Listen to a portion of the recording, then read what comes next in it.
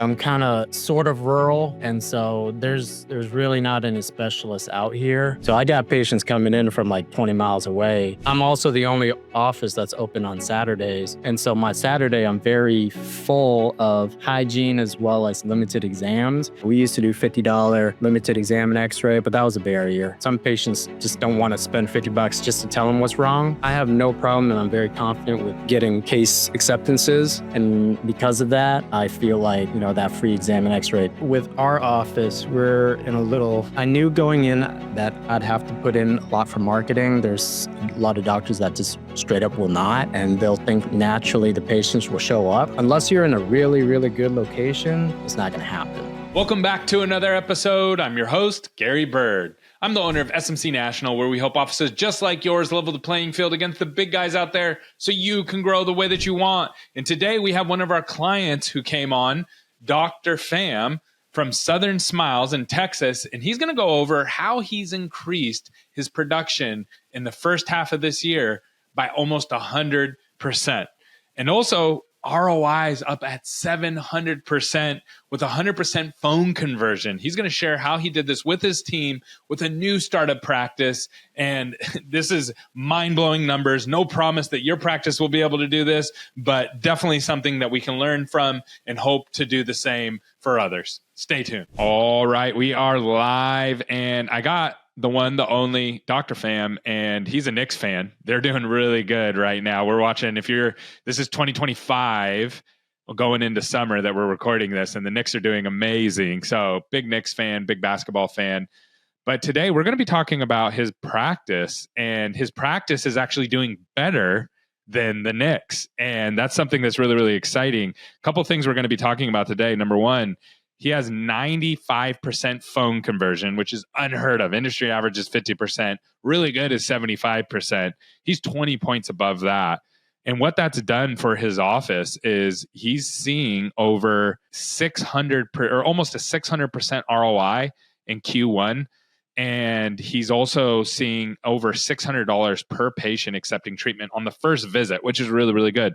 So Dr. Pham, let's just talk through this. How have you been able to grow your patients, your new patients so far? Sorry for interrupting the show, but I got something special for you. So we only got 27 more seats at our in-person event. We're going to be helping you grow in 2026. We're going to be putting together a growth map for you, helping you with attracting the right kind of team members, attracting the right kind of patients, and getting your systems in place for next year so you can actually grow. Now, this event is normally $499, but I have a discount code down below for $199. Make sure you sign up right away. There's only a few seats left. We look forward to seeing you soon. Now back to the show. So where our office is located, we're not too, location driven, but it is a, fairly okay, location. So we did going in know that we wanted to ramp up and get more into marketing aspect.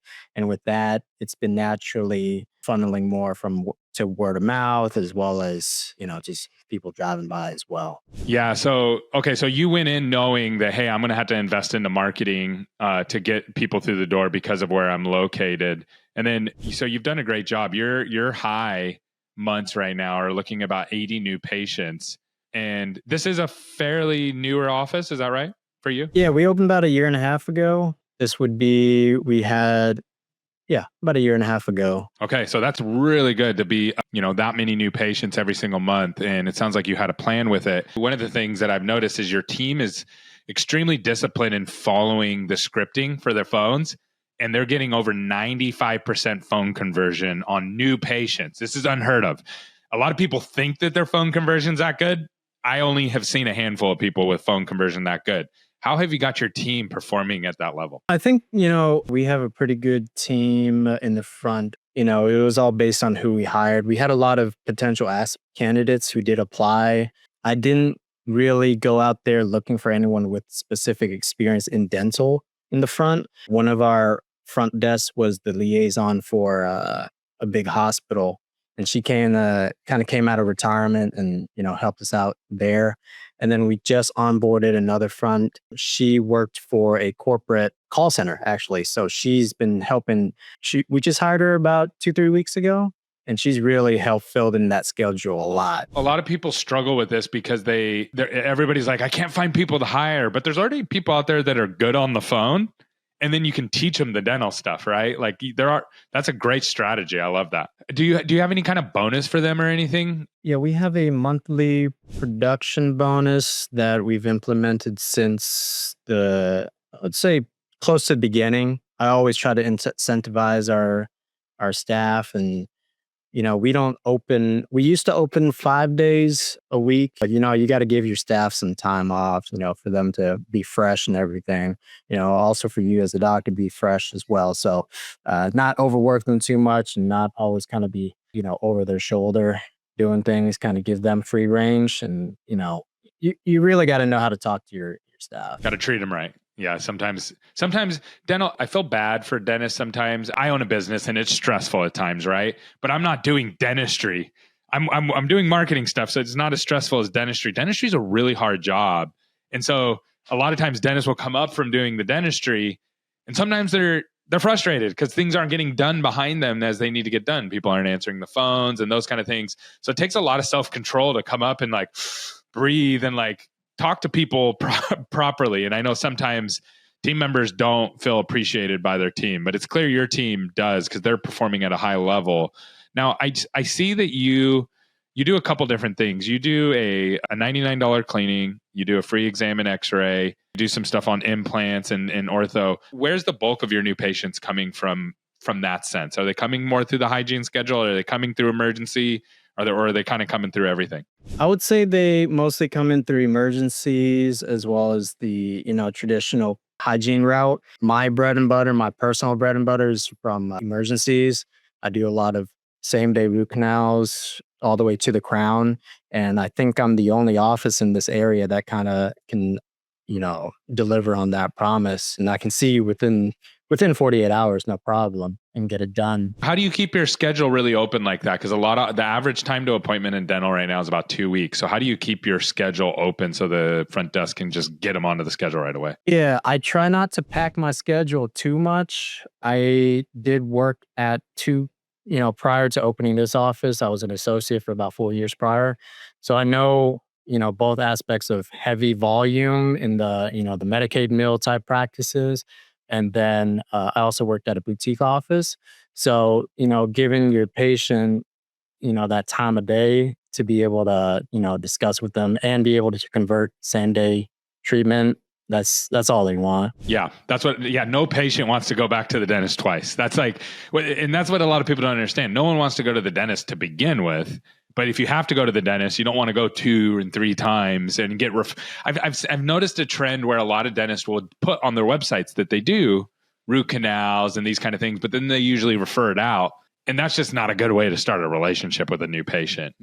And in my area, I'm kind of sort of rural, and so there's really not any specialists out here. So that's the other thing. So I got patients coming in from like 20 miles away, and I'm also the only office that's open on Saturdays. And so my Saturday, I'm very full of, hygiene as well as limited exams. And if I can't do it on a Saturday, I'll kind of funnel them into the weekdays to get my weekdays filled. Okay, so I know what a lot of dentists are thinking right now. So they're listening to this. They go, man, you do a free exam and x-ray. You're getting 80 new patients, you're open on Saturday. You must be just not just turning and burning patients, but you're not. I just looked at your ROI numbers. You put in January, February, March, April. So 4 month span, you put in $27,000 into marketing. You've almost 600x that. So you're looking at just close to $200,000 in treatment from that. The patients are coming in, they're getting treatment, and then they're recarrying back into your practice. How have you been able to do that? The exam and x-ray, a lot of doctors, we used to, at my other office that I used to work at, we used to do $50 limited exam and x-ray, but that was a barrier. Some patients just don't want to spend $50 just to tell them what's wrong. For me, I have no problem, and I'm very confident with getting case acceptances. And because of that, I feel like, that free exam and x-ray pays off by itself, no problem. It's just $50, if anything. Exactly. Yeah. What are you doing that you're so confident that these people are going to accept treatment? Because I think that's the difference maker. When I worked at a boutique office, my first year there, prior to that, actually, I was at a Medicaid mill. And, you just tell the patients what's wrong, and then the patients will typically do it. Sometimes they do, sometimes they don't, right? But then when I converted over to a boutique office, I didn't know why my acceptance rate wasn't so high. I was very confused. Even though I treatment planned almost the same way, the patients just didn't like it. But it was really just how you talk to the patients. You really got to listen to them, you know, relay their message, say, hey, I've been hurting for a long time. You say, hey, Mr. John, I'm sorry. You're having a lot of pain. I'll help you get out of that pain. This is what we can do. And this is what your options are. You got to present the options. Once you present the options, then, they'll more likely, accept it. Whereas if you sat them down and say, hey, this is what's wrong, then they'll say, oh man, this is my only option. Let's do this, but you got to present the options, really. A lot of dentists get super technical and the patient goes like this, but they have it's kind of like when you travel the world and I was in Japan recently and I would try to speak to somebody. They had no idea what I was saying. And what does everybody do? The universal language for I have no idea what you're saying is smile really big and smile with your eyes really big, right? When patients do that, they have no idea what you're saying. And in the technique that you're describing in sales, and I know dentists don't like the word sales, but it's called mirroring. And so if your patient's like, I'm in pain and they're crying, you want to be empathetic towards that and be like, hey, I want to get you out of pain. If someone's like happy and they're like, I want veneers, and they're like so excited about their smile, you need to be excited with them about their new smile that you're going to give them. And I know we talked right before, you said you started using Cherry, and I noticed that your ROI went up when you started doing that. What strategy were you using with them? With Cherry, usually if you pay over time and if it's a true 0% interest, the patients, if you get an idea of what their credit is, then they'll more than likely do it. I had patients prior to Cherry, they were just kind of on the fence with it. We do all on X's over here as well. And their treatment would be like 17, 20,000 or something like that for an arch. And they're just like, oh, there's no way I can do that right now, all up front or, over time. But once they did Cherry, they're able to spread it like 24 months. And that just was a lot more doable for them. Basically just taking the total cost and just spreading it. Now, what do you say to the people who are like, well, yeah, but what about the financing fee? Well, it all depends on your credit score. Right. A lot of dentists say, yes, we offer patient financing, but they tell their team, don't use it. They say, only use it if you have to, because it costs us a lot of money to use. So I've seen the use percentage on these. It's really low. Like most offices aren't using patient financing yet, and they don't realize that they're losing tons of patients that don't accept treatment. So, and the biggest reason why is like, it costs money. You're going to pay a percentage of your total financed amount with that patient out to Cherry. So what caused you to be like, you know what, I'm okay with that? Yeah. There's certain financing options like Care Credit does charge a significantly higher fee, but we found Cherry is reasonable, again, within their credit score. And, if they're able to do it and my schedule is empty, for that day, then, I have no problem accepting, a 10% hit just to, do it. Right. Yeah. They're going to find some more affordable place or something like that. But, even if let's say they have a good experience and then they'll refer other people and all those things, like yesterday, I did an extraction. This lady, my extractions always are at $350 and she just started a job. She's going to have insurance in July. And I was like, she's in a lot of pain and she's a bus driver. And we're like, I'll cut you a deal. I'll do it for like $250 for this tooth. And she had another tooth in front of it. And I was like, you know what? It takes me 30 seconds to take the other tooth out. I really just did it for free for her. And, with that, man, she gave us a whole bunch of other patients as well. Yeah.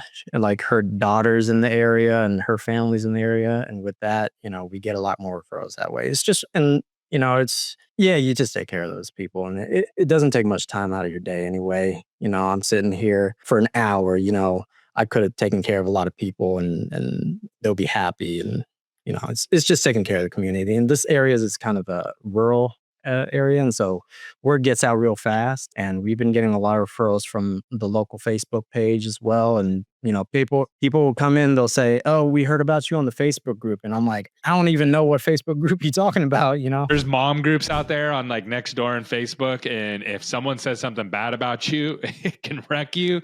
But if someone goes in there and says good things about you, it can make all the difference in the world. That's awesome. So what else would you tell anybody out there that's listening to this and maybe they're, the normal doctor problem, they're at 20 new patients, they can't grow? Any advice that you would give to them to get them off the ground and get them growing? Yeah, I mean, with our office, I knew going in that I'd have to put in a lot for marketing. There's a lot of doctors that just straight up will not, and they'll think naturally the patients will show up. Unless you're in a really, really good location, it's not going to happen. There was a month for, I think, a week, we were transitioning marketing companies and I had absolutely no calls coming in. I was like, what the hell is going on?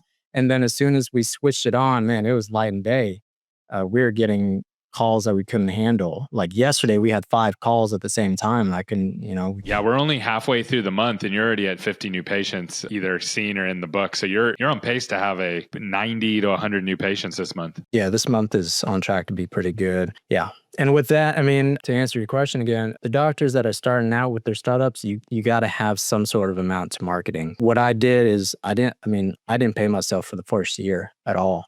And I kind of just put that into the business. And with that, either you're going to come out and not market and have slow growth, or you're going to have to put all your investing into, kind of suffer a little bit in the first year, but you'll come out ahead in the end, no problem. If you do it properly, yeah, I totally agree. You did it the right way. And the other thing, you can buy a good location, but what most people don't realize is you're going to pay more for that good location, which is marketing, right? Paying for prime real estate and getting a bunch of people walking in, getting 20 to 30 patients to walk in every month.